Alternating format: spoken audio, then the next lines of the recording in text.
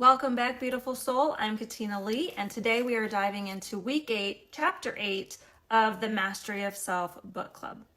This chapter is called goal setting, but Don Miguel Ruiz Jr. doesn't talk about setting goals in the way that you've probably heard before. Instead, he invites us to look deeper to the why behind our goals and how to create them in a way that brings freedom rather than pressure. In this chapter, Ruiz challenges us to rethink what it means to set goals. Many of us were taught to treat goals almost like they're proof of our worth. If I achieve this, then I'll finally be enough. If I check this box, I'll finally deserve love, respect, or happiness.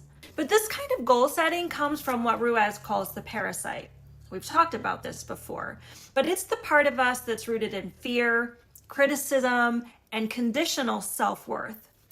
When we set goals from this place, even success feels hollow because there's another bar to reach. And if we fall short, we fall into guilt and shame. We go on this spiral.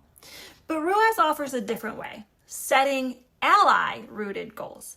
And these come from love, authenticity, and self-acceptance. Instead of proving your worth, these goals just sort of become expressions of who you already are. The process itself feels energizing because the journey matters just as much as the destination. He also explains how self-domestication plays into this. As children, many of us learn to measure our value through achievement. Good grades meant approval. Winning games meant praise. Failing or falling short meant punishment or rejection. And over time, this taught us to tie our acceptance and our happiness to external validation. Goal setting became less about our authentic desires and more about living up to someone else's expectations. Ruiz encourages us to break that cycle by creating goals that actually align with our authentic self. And these are goals that light you up. Not because they'll make others proud, but because they express your true essence. He offers practical ways to set these kinds of goals. Grounding practices to quiet negative self-talk before you even try to decide what it is that you want. Affirmations that remind you of your inherent worth, no matter what you achieve. Visualization, not to control the future, but to imagine yourself fully enjoying the process along the way. When we approach goal setting with this mindset, we move from pressure to possibility. Goals stop being heavy ladders to climb and start becoming joyful paths to walk. I really connected with this chapter because for so much of my life, I tied my goals to proving myself. If I could just accomplish enough, do enough, be enough, then maybe I'd finally feel worthy. But even when I hit certain milestones, that feeling never lasted because there was always another next thing to chase. I never enjoyed my success because it was immediately on to the next goal.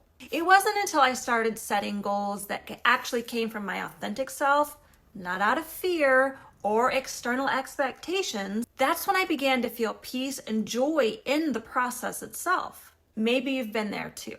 If so, this chapter is your invitation to rewrite your relationship with goal setting. Here are 3 simple ways to practice what this chapter teaches. The first one is to pause before you set a goal and ask yourself, am I doing this to prove my worth, or is it to express who I really am? Write down one ally-rooted goal, something that feels joyful, even if no one else ever sees it or praises you for it.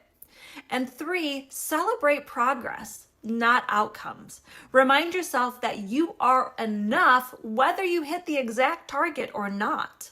Like always, I've created a free reflection and journal PDF for this week. It includes the chapter summary, reflection questions, and journal prompts to help you go deeper. You go to katinalee.com, go to the YouTube book club link, and just click on the download. You don't have to give an email. You don't have to give any information. Just go there and get what you need. I'd love to hear from you.